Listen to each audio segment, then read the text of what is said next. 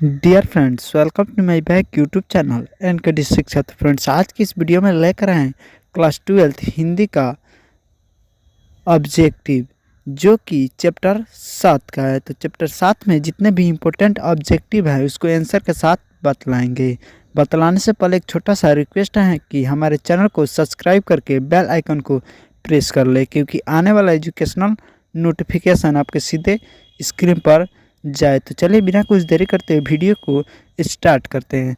तो देखिए, चैप्टर 7 है वो सादा नीरा। तो चैप्टर 7 है वो सादा नीरा। इनका लेखक जगदीश चंद्र माथुर है, जिनका जन्मदिन 16 जुलाई 1917 को हुआ था और इनका मृत्यु 14 मई 1978 ईस्वी में हुई थी।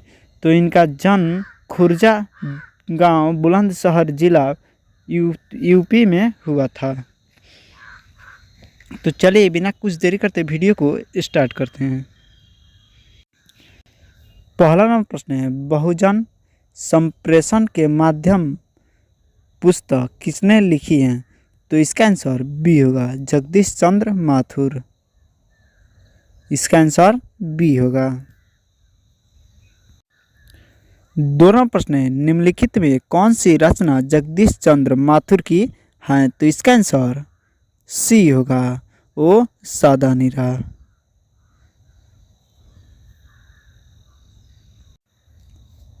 तीन नंबर प्रश्न है, ओ सादा नीरा शीर्षक पाठ किस विधा के अंतर्गत आता है? तो इसका आंसर ए होगा, निबंध।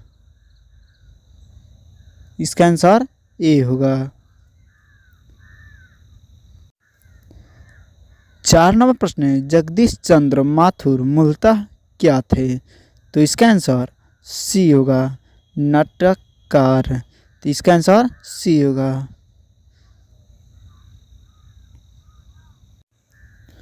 पाँच नंबर प्रश्न है, ओ सादा नीरा निबंध बिहार के किस क्षेत्र की सांस्कृतिक पर लिखी गई है? तो इसका आंसर डी होगा, चंपारण।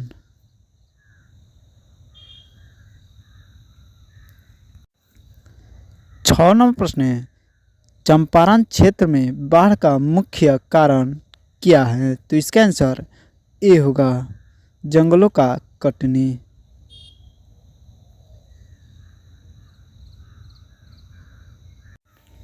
सातवां प्रश्न है, माथुर जी किस राज्य के शिक्षा सचिव नियुक्त हुए? तो इसका आंसर ए होगा, मध्य प्रदेश। माथुर जी ने मध्य प्रदेश के शिक्षा सचिव नियुक्त हुए थे। आठवां प्रश्न है, 12वीं सदी के लगभग 300 वर्ष तक किस वंश का शासन था? तो इसका आंसर डी होगा, कर्नाट वंश। इसका आंसर डी होगा।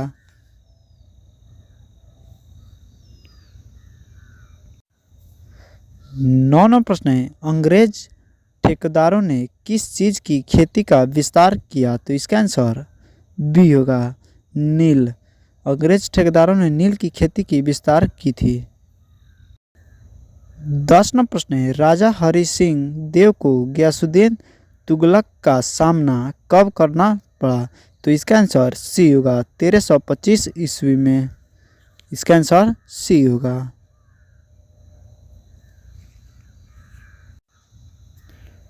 11 नंबर प्रश्न है, धांगड़ों को नील की खेती के सिलसिले में कब लाया गया? तो इसका आंसर ए होगा, 18वीं शताब्दी के अंतर्गत में। इसका आंसर ए होगा। 12 नंबर प्रश्न है, पुंडलिक जी कौन थे? तो इसका आंसर बी होगा, शिक्षक। इसका आंसर बी होगा। 13वां प्रश्न है, निम्नलिखित में से कौन सा नाटक जगदीश चंद्र माथुर रचित है? तो इसका आंसर सी होगा, कोणार्क। कोणार्क जो नाटक हैं वह जगदीश चंद्र माथुर द्वारा रचित है। 14वां प्रश्न है, निम्नलिखित में से कौन सी उपाधि माथुर जी को मिली? तो इसका आंसर बी होगा, विद्या वारिधि। इसका आंसर बी होगा।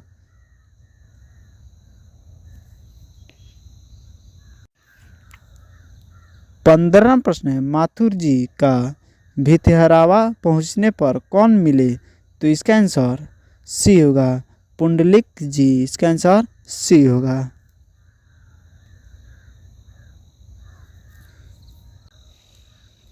16 नंबर प्रश्न है, पुंडलिक जी ने निर्भीकता किससे सीखी? तो इसका आंसर बी होगा, गांधी जी से। इसका आंसर बी होगा।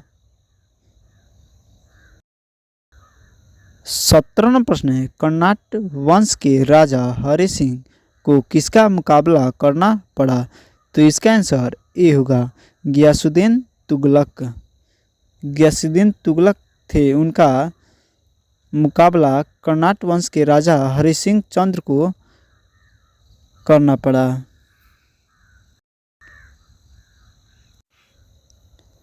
18 प्रश्न है, चंपारण में धांगड़ कहाँ से आए? तो इसका आंसर सी होगा, छोटा नागपुर।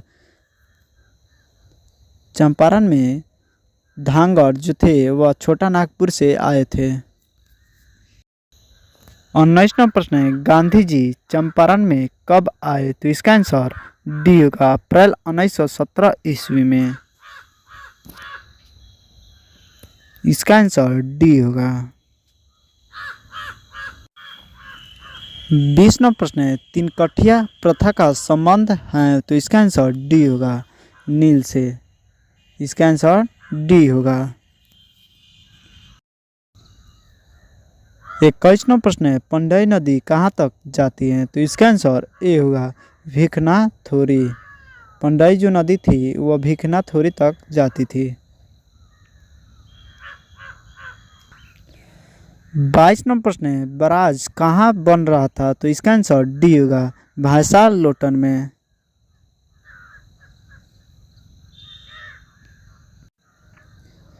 23वां प्रश्न है, अम्रपाली या अम्बापाली ने तथागत को क्या सौंपा था? तो इसका आंसर बी होगा, आम्रवन। इसका आंसर बी होगा।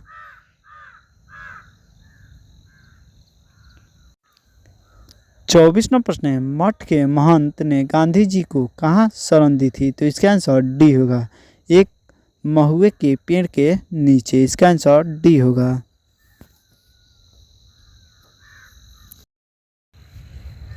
25वां प्रश्न है, जगदीश चंद्र माथुर का जन्म कब हुआ? तो इसका आंसर ए होगा, 16 जुलाई 1917 ईस्वी को। इसका आंसर ए होगा।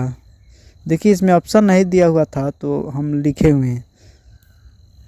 इसका आंसर ए होगा, 16 जुलाई 1917 ईस्वी में।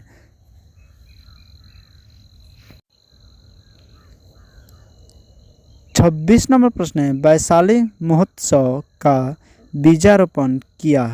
तो इसका आंसर बी होगा, जगदीश चंद्र माथुर। वैशाली महोत्सव का बीजारोपण जगदीश चंद्र माथुर ने किया था। इसका आंसर बी होगा।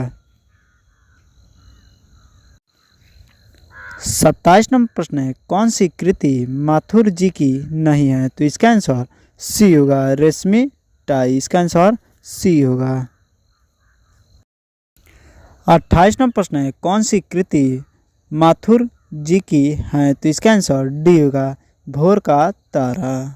इसका आंसर डी होगा। 29 नंबर प्रश्न है, बोलते क्षण किस साहित्य विधा की कृति है? तो इसका आंसर ए होगा, निबंध।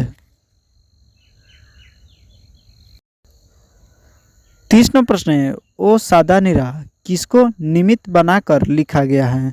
तो इसका आंसर बी होगा, गंडक नदी। तो इसका आंसर बी होगा।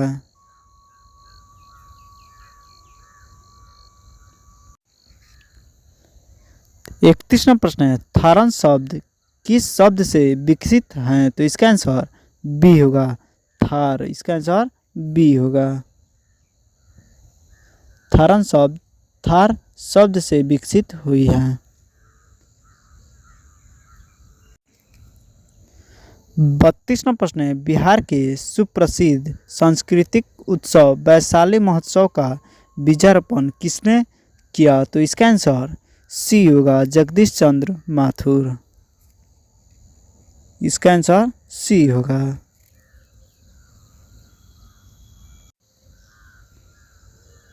तैतीसवां प्रश्न है, ओ मेरे सपने क्या है? तो इसका आंसर डी होगा, नाटक। ओ मेरे सपने एक नाटक था।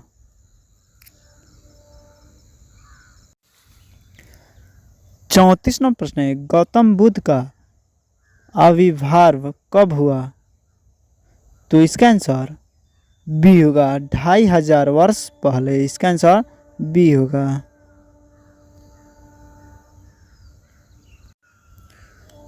35वां प्रश्न है, राजा हरि सिंह देव को किसका मुकाबला करना पड़ा था? तो इसका आंसर ए होगा, गयासुद्दीन तुगलक का। इसका आंसर ए होगा। 36वां प्रश्न है, ओ सादा नीरा के लेखक हैं? तो इसका आंसर ए होगा, जगदीश चंद्र माथुर। इसका आंसर ए होगा। 37वां प्रश्न है, कोणार्क के नाटककार कौन है? तो इसका आंसर बी होगा, जगदीश चंद्र माथुर। इसका आंसर बी होगा।